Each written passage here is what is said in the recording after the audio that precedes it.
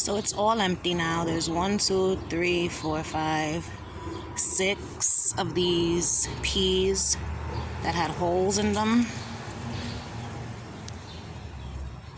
So critters, you know.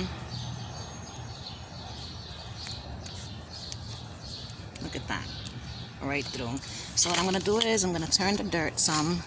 I'm going to leave these peas right in the dirt. Then I'm going to plant new peas. I'm going to do Alaska peas this time. What I had before were snow peas.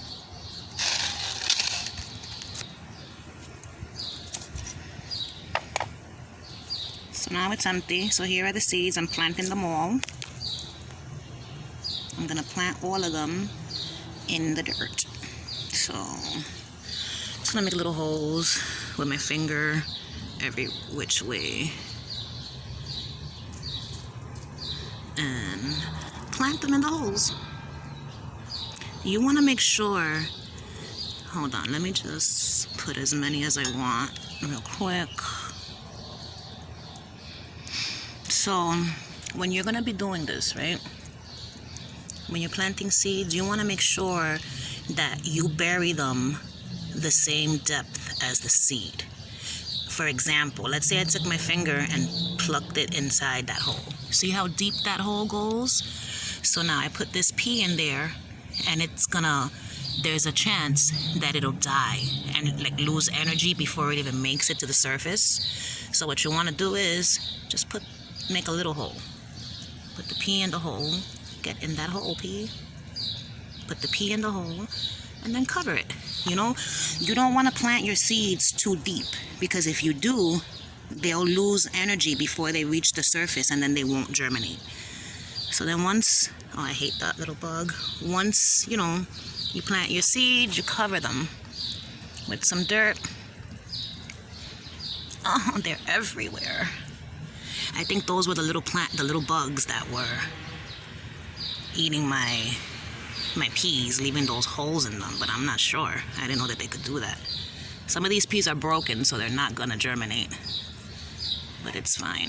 I've got my water pail over here. I love the sound of water.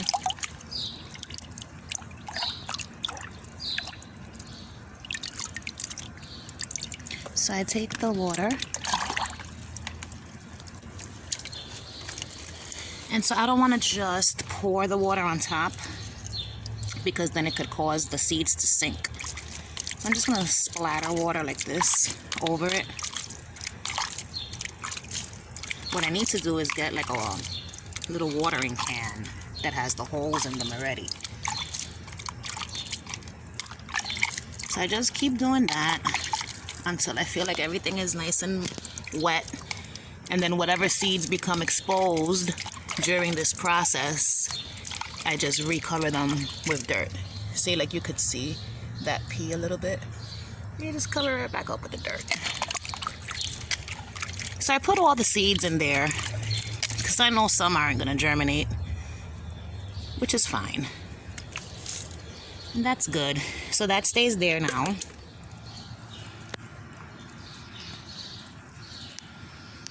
They're not ready yet. So you know when a tomato is ready to pick, because if you just touch it, it'll fall right off. So if you try to pick a tomato and it gives you problems to take out, it's not ready yet. We'll go to these. See if I can show you an example. I believe this guy is fully ready to be plucked. So watch how easy. See how fast that came out? Because it was ripe. Let's see if the same thing happens with this guy. Yep. Ripe tomatoes will come out very easily. See, that one's not ready. That one was ready. This one was ready. Oh, beautiful. These are sweet 100 cherry tomatoes. I feel like this one. Yep. This plant has, I think, 2 or 3 that might come out. This one, that one, and this guy right there.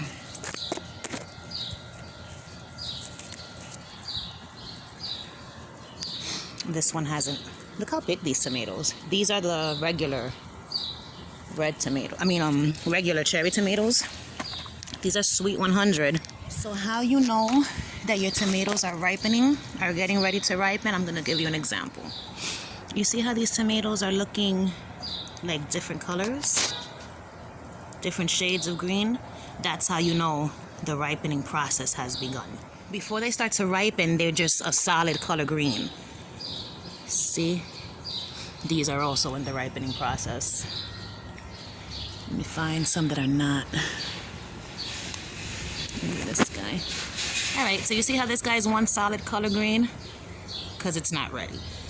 But when they start the ripening, they're different shades of green. So that's how you know the ripening is near. So now I have to pull out all the morning glories. Look at this web.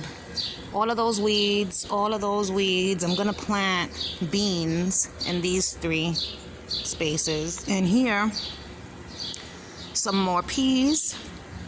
I'm gonna pull that plant. Let me do it now. Pull this guy out.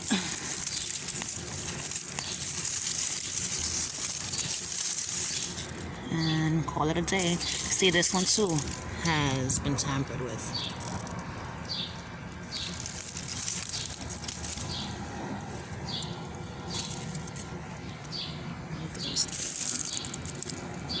And that's it. There was no more new growth on this plant. So leave that down yonder. I guess I'm gonna leave this alone. I'm not even gonna mess with this. I'm just gonna let the tomato have this area.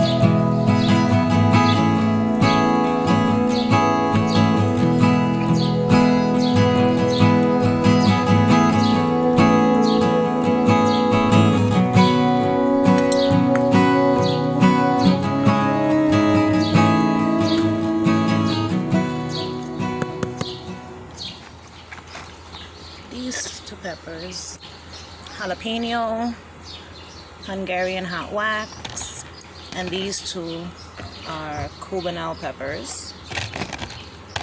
And then we've got the tomatoes,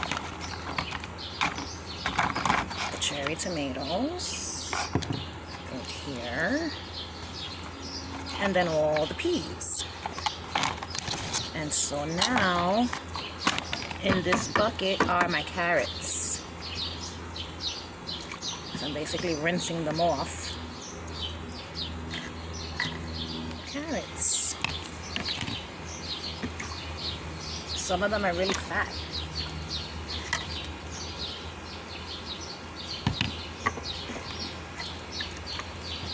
So you don't need a lot of space to grow food, because as you guys saw, the container that I was growing these in, and we're going to count to see how many carrots were grown in there altogether.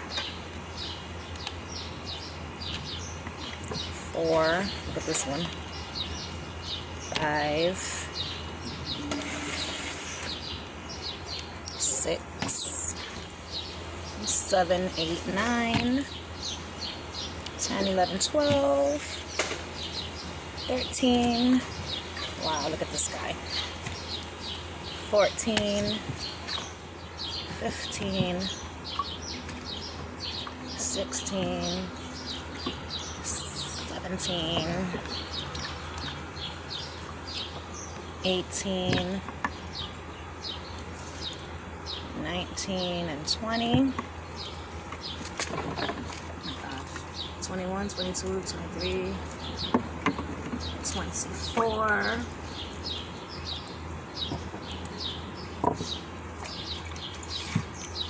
25, 26, 27, 28, 29, 30 carrots I was able to grow. Wow. So these are the carrots. 30 of them altogether. Isn't that something? So we've got sizes ranging from the size of my pinky finger. And then, oh, look at this. We got this one that was about to mutate into 2. And the fattest one, I think, is this one. This is my fattest carrot. So in this little pot, I was able to grow 30 carrots. So if you are gardening in a space where you have little to no room, do not fret. Because in a small container, look at all the food that you can grow. Now, fine, they should have been longer. But that's fine. You know what I'm saying? It's okay, this size. The fluffier and airier your soil is, you know what I'm saying? You want fluffy soil that's not like gonna get compacted really hard, or else the carrots are gonna have a hard time, you know, growing downwards, which I think is what happened with my soil, which is why they're short. You know what I'm saying? But if you have lighter, fluffier soil, then it's easier for your carrots to grow downward. So just keep that in mind. This is today's harvest. I was gone for 5 days. I was in Florida celebrating my dad's life. And when I came back, this is the present that my garden has gifted me. I still have to pull the weeds, but the sun is hot, so maybe I'll come down later on in the afternoon.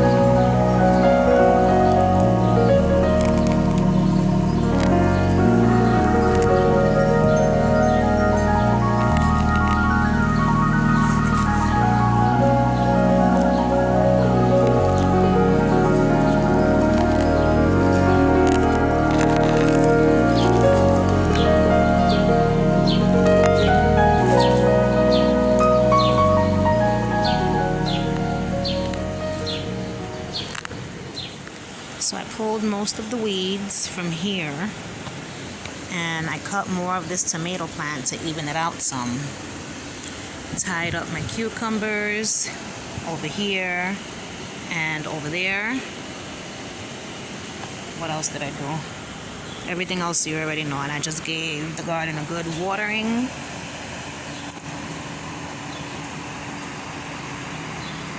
I tried to tie that up some as well. Oh, and I cut all the bottom leaves of the sunflowers so that, you know, more light could get down to these guys. I cut the bottom leaves so that these melons and peppers could get more sun. And that's it. That is it. How big, I can't get over how big these cherry tomatoes are. And then these guys, which is, I think, Better Bush. The 2 Better Bush tomatoes. And then this one down here on its own that looks crazy back there. I didn't pull out all the weeds, as you could see. Oh, I also cut down this big patch. I left the milkweed, but I cut down, you know, this big tree thingy that grows and that big tree thingy that grows.